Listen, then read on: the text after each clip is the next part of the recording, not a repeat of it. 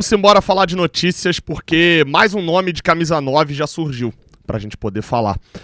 E esse nome ligado ao Fluminense é o de Gabriel Ávalos, centroavante paraguaio de 35 anos, jogador de 1990. É raro a gente ver jogador de 90 sendo especulado nessa janela, pelo menos. Gabriel Ávalos, paraguaio, atualmente no Independiente de Avellaneda, lá na Argentina. 35 anos e você não está maluco. Você pode ter feito como eu, enquanto estava voltando para casa e ouvindo o pós-jogo aqui do Raiz Tricolor, né? Eu estava já no carro. E quando trouxeram essa informação, eu falei, Ávalos, centroavante, está no futebol argentino. Meu amigo, esse maluco já jogou contra a gente.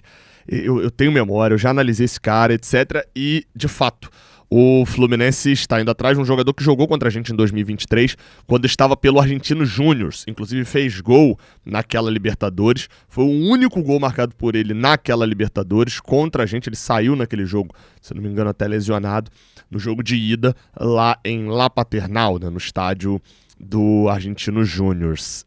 Bem, o jogador, né, a informação. Vamos primeiro pela informação. A informação que vem de lá de fora, do Germán Garcia Grova, é de que o Fluminense fez uma proposta em torno de 3 milhões de dólares, mas o Independiente rechaçou essa primeira oferta por considerar ruim a forma de pagamento. Tá? Aqui no Brasil, se bem que teve uma informação também de uma página que cobre especificamente, que é Rojos de Pasión, que é como se fossem vermelhos de paixão, né? Que faz a cobertura do Independiente, é bem específica ali do Independiente. A informação deles e o canal deles, eu fui ver, foram eles os primeiros a trazerem as informações, confesso que não sei o nome de cada um, né? Mas um deles traz essa informação, fala que a oferta que foi feita pelo Fluminense foi formal e membretada, que é papel timbrado, né? Tipo, foi feita em papel, de 3 milhões de dólares e que já havia um indicativo de que essa proposta chegaria desde quinta-feira e que chegou hoje, ou seja, no domingo, né? O famoso ontem, para vocês que estão vendo esse vídeo, essa proposta do Fluminense. Bem, a primeira informação é de que o Independiente recusou, como eu falei. Já daqui do Brasil, tem uma apuração do GE. Globo confirmando o nome, mas dizendo que o Fluminense não se pronunciou, que eles tentaram, o Fluminense não se pronunciou, e que não tem nenhum outro detalhe diretamente ali das informações. O fato é esse. Assim, basicamente, o que está dito na matéria do GE é a informação que veio do futebol argentino e que o Fluminense não quis pronunciar, como o Fluminense não tem feito, de fato, sobre nenhuma dessas transferências. Agora, o que se fala por lá, tá? Indo mais a fundo. É que eu fui e fiquei assistindo lá o programa dos caras do Rojos de Pasión e eles estavam falando sobre valor. Ele vale isso? E uma das coisas que eles falam é o seguinte, antes de eu falar diretamente sobre o jogador. Eles falam, não, se você me perguntasse em janeiro, eu falaria que ele valeria 2 milhões de dólares. Hoje já vale pelo menos uns 4, porque ele fez... O começo do Ávalos no ano é bom, né, no Independiente. Ele tem 6 participações em gol em 6... 5 participações em gol em 6 jogos. 3 gols e 2 assistências agora já no início do ano. Em 6 jogos pelo Independiente. O que chama a atenção é o fato da idade, dos 35 anos. O Ávalos foi contratado em 2024, né, após aquela Libertadores que eu citei do jogo quando ele faz contra o Argentino Júnior. Em 2024, com 33 anos, ele foi contratado por 2 milhões de dólares do Argentino Júnior para o Independiente. Acho que isso reflete duas coisas sobre o mercado do Fluminense e o Camisa Nova. Eu posso destrinchar isso depois num outro vídeo, que tem bastante notícia ainda nesse. Acho que primeiro reflete que, de fato, o Fluminense mudou a sua visão do que seria necessário para a Camisa 9 hoje. O Fluminense negocia, que a gente sabe, negociação mesmo, de proposta e de volta, com Hulk e Buanga. E os dois são camisas 9 que viriam com um valor alto, o Hulk com um alto salário, o Buanga com um alto valor de compra, que chegariam aqui, poderiam não funcionar, mas eram camisa 9, o 9 tal do 9 de peso. E acho que mais do que isso, o 9 que a torcida poderia até criticar depois, mas naquele momento ia falar, beleza, temos um camisa 9. os mais recentes, Coelho, Castillo e agora o Ávalos, curiosamente, os 3 do futebol argentino de times intermediários da Argentina. O São Lourenço é considerado grande, mas ainda assim é um clube intermediário hoje. O Independiente é considerado grande, mas também não está entre os principais ali dos últimos anos do futebol argentino. E bem como o Castillo do Lanús, que não é um clube considerado grande, mas está ali entre um dos clubes de sucesso também da Argentina nos últimos 10, 15 anos. Então são todos times desses times médio-grandes, né, no cenário geral. Curioso, né? Não sei se é a comissão do Zubeldia indicando e o pessoal só aceitando, mas o que me chama mais atenção é a idade do Ávalos. Se você pega números, centroavante é números, falo isso direto. Ele é um centroavante que demorou muito a emplacar na carreira. Até 2020, assim, o cara não somava 30 gols, e a gente tá falando dele chegando aos 30 anos. Só que ele tem, pelo Patronato em 2018 ou 2019, ele faz um hat-trick contra o River, a vida dele muda, ele vai pro Argentino Júnior, e aí, assim, de 21 pra cá, é um cara que produz bastante, isso dá pra dizer. São 12 gols, só os gols, né? 12 gols em 2021, 13 gols em 2022, 21 gols em 2023, 10 gols em 2024, 12 gols em 2025 e 13 agora. Falei, produz bastante em comparação aos outros que a gente citou aqui, de jogadores que na carreira tinham 27, 28 anos e tinham 25 gols, 28 gols. Ele, de fato, meteu muito gol nos últimos anos, mas 35 anos e a gente pagar mais de 3 milhões de dólares é complicado. Então a primeira coisa, eu acho que chama atenção é essa mudança do perfil. Dá a impressão de que o Fluminense deixou a ideia do 9 de peso para daqui a 6 meses, lá a gente abre de novo a caixinha do assunto e vai tentar trazer um 9. O Zubeldia virou e falou, ó, você não trouxe meu 9 de peso. Mas, meu amigo, não dá para ficar com um só, não. E eu ainda confiar num germancano que fisicamente não inspira confiança. Então traz outro. Dá a impressão disso. Aí a diretoria vira e fala, ô Zubeldia, então você acha lá. O Zubeldia acha e ninguém consegue negociar. Vendo o Passion Rojas, que se agora Rojas de Passion, eles falam uma coisa, não tem que vender não. Não tem que vender por esse valor não. Pediram no Coelho lá 6 milhões de dólares. O que a gente vai oferecer que vai vender por 3, por 4? Não, tem que ser mais caro. E outra, não temos substituto. A temporada tá no meio, em qualquer lugar do mundo a temporada tá no meio. Seja para que começou em janeiro ou começou em julho, porque já tem 6, 7 jogos. Pro Fluminense tirar um centroavante titular de um time hoje, vai ter dificuldade porque ninguém vai ter reposição. Então o cenário tá difícil até para contratar esse jogador médio. Né? Porque tic-tac do relógio não para, faltam 10 dias. Ou menos, na verdade, né? Um pouco menos ali de 10 dias para poder... Basicamente são 8 dias pra gente poder encerrar a janela internacional. E o Fluminense não contratou até agora, podia ter contratado desde dezembro. Dito isso, a segunda coisa que eu acho que sinaliza também, além dessa mudança no perfil, é que o Fluminense parece que entrou em desespero. Vocês estão fazendo... se a gente considerar só os que a gente descobriu, o 5º centroavante que o Fluminense negocia. Só os que a gente descobriu de proposta formal. 5. Enfim, né? Vamos lá. Por enquanto, o que se tem é isso. O Fluminense fez uma proposta, a proposta foi recusada. Vai fazer outra? Vamos descobrir. Vamos lá, a gente fala aqui nesse vídeo também sobre a crise no rival, né? Nos rivais, melhor dizendo. Não vou nem falar aqui do Botafogo, que tá demitindo geral.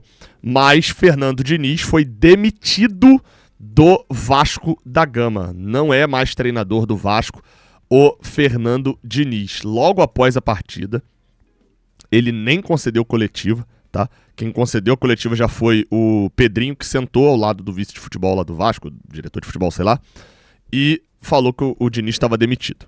E é isso, e pronunciamento, e acabou. Quem vai assumir agora o Vasco é o Bruno Lazzaroni, e vai ficar por lá como um interino até o Vasco contratar um outro treinador. Por que isso interessa a gente? Porque semana que vem tem outro Fluminense Vasco. E não é mais o Diniz, não vai ser tão fácil igual foi hoje. Assim, tirando as brincadeiras, etc, eu sei que muita gente tem carinho pelo Diniz, principalmente por 22, mas né, de todo por 23. Eu sei que muita gente odeia, não quer ver o Diniz nem pintado de ouro, principalmente por causa de 19, mas claramente por causa de 2024. Né? Mas assim, gente, o cenário atual foi péssimo pra gente, essa demissão do Diniz do Vasco. O time do Vasco é um Frankenstein que quer atacar, quer ter a bola e não marca em nada. A gente teve pelo menos 3, 4 chances em contra-ataques para poder fazer gol, até chances melhores do que a de escanteio que a gente criou. O time do Vasco teve a bola durante pelo menos 30 minutos com o Fluminense com 1 a menos e não conseguiu fazer nada além de chutar a bola para a área mais de 35 vezes. Então assim, Eu fui olhar um desempenho dos treinadores do Vasco desde 2009, eu acho, no século, alguma coisa assim.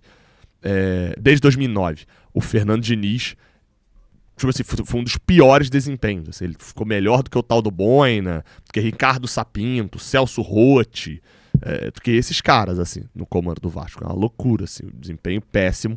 Então, pra gente, nesse mata-mata, foi péssimo. O Diniz estava com um trabalho ladeira abaixo que seria demitido em algum momento. Todo mundo já sabia que tinha entrado na espiral. A gente ter feito só 1-0 na ida, vai ficar aquele sabor de quero mais, né? Já no caso do Flamengo, 3-0 e crise? Sim, porque o Flamengo meteu 3-0 com o estádio vazio e críticas da torcida, tá? Jogo de ida lá, pelo que tudo indica, hoje teremos mais uma final Fla-Flu no Campeonato Carioca 2020-2021. Porque é complicado, que é 2019, o Fluminense elimina o Flamengo da Taça Guanabara, o Flamengo elimina o Fluminense da Taça Rio. E aí os dois se enfrentam na semifinal do Carioca e o Flamengo elimina o Fluminense. Ou seja, só não foi final 2019 porque o confronto aconteceu antes. Mas oficialmente, 2020 Fla-Flu, 2021 Fla-Flu, 2022 Fla-Flu, 2023 Fla-Flu, 2025 Fla-Flu, 2026 Fla-Flu. Provavelmente é isso. O Flamengo meteu 3-0 no Madureira, tá com um pé e meio na final, então devemos ter. E o Fluminense agora precisa efetivar também a sua vantagem que abriu sobre o Vasco. De todo modo, o Felipe Luiz segue sendo criticado por lá. Gosto muito, né?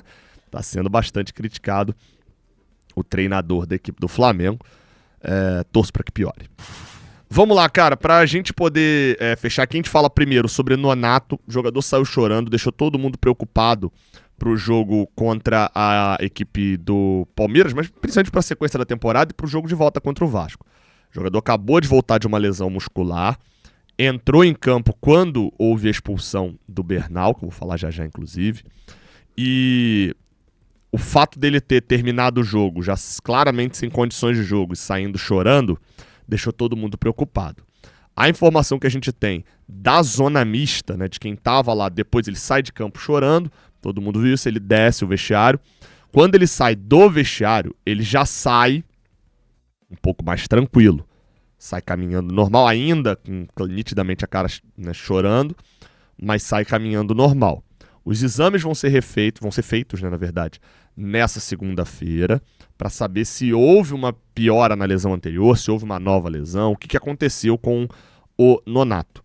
E preocupa bastante no momento em que o Fluminense emprestou o Lima para o América do México, no momento em que o Hércules tem problemas no pubis, apesar de ter voltado, né, nessa partida. Ele ainda não foi relacionado, ele já voltou a treinar, mas pubis é sempre uma coisa que já inspira, né, um medo de todo mundo. O Hércules não está ainda disponível para jogo, tanto que não estava em campo agora.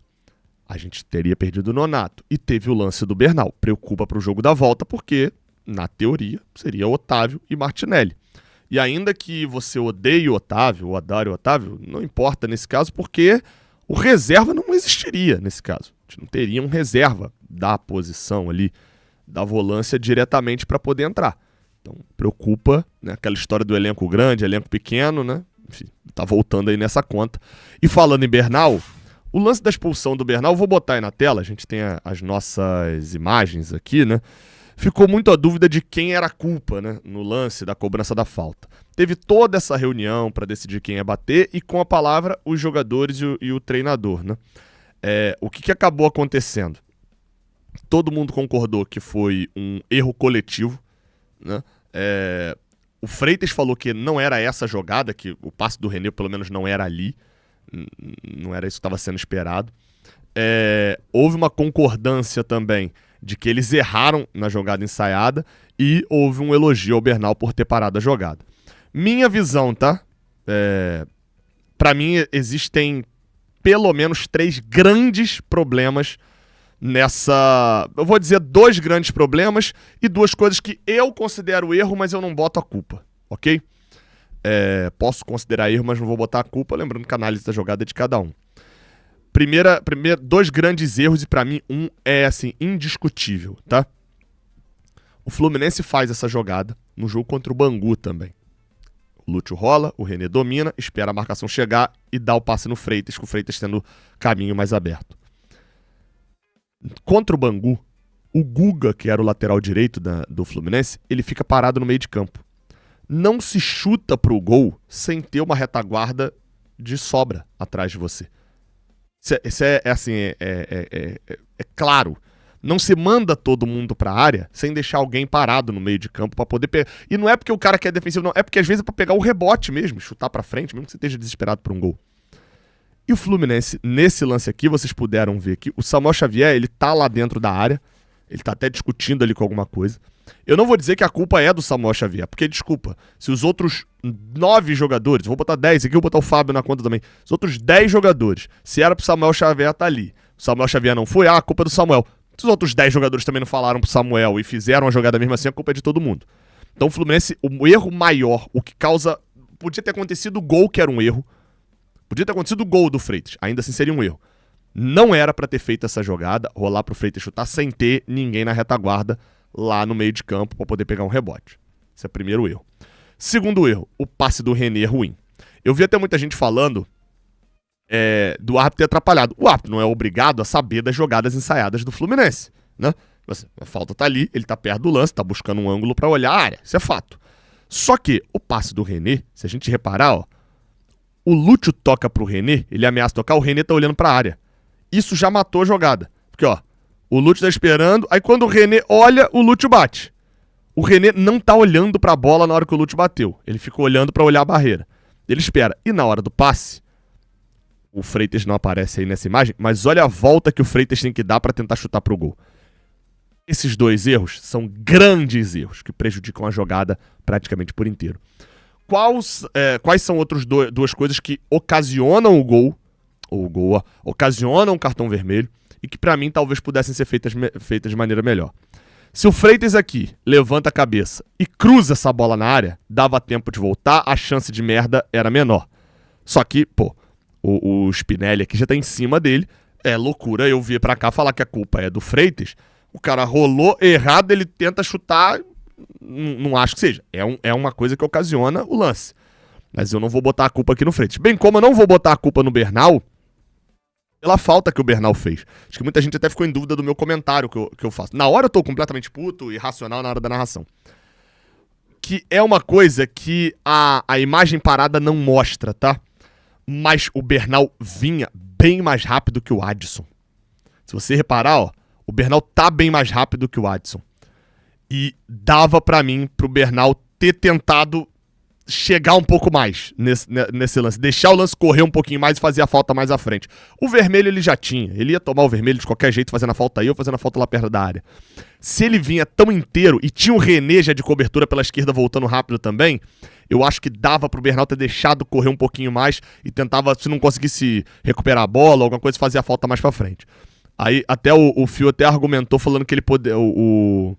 O Adson poderia tocar no Spinelli, que corria aqui por baixo. Vou botar na outra câmera pra vocês. Só que o Spinelli vinha numa velocidade de balsa que eu olhei e falei, cara, se ele dá no Spinelli mesmo... Olha a velocidade do Spinelli. Olha como o Bernal já ultrapassou o Spinelli. Ainda que ele desse aqui, ou ele ia dar forte demais e a bola ia abrir demais, ou ele ia dar forte pra frente e o Fábio ia sair, ou ele ia dar curto e o Bernal ia trucidar.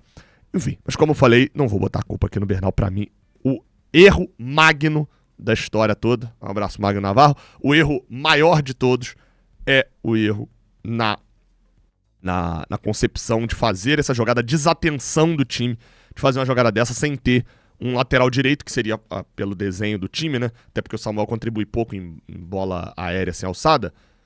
E ali, sabendo que viria essa jogada, não ter posicionado alguém pra poder pegar esse rebote, ou até mesmo numa situação dessa faz a falta, desarme, enfim, entra bicando. Pra mim o erro maior foi esse. Opiniões? Concordam? Discordam? Tá liberado. Não tem opinião certa ou errada, não. Só quero saber as visões mesmo. Se inscreve, deixa o like, tamo junto. Até a próxima, valeu.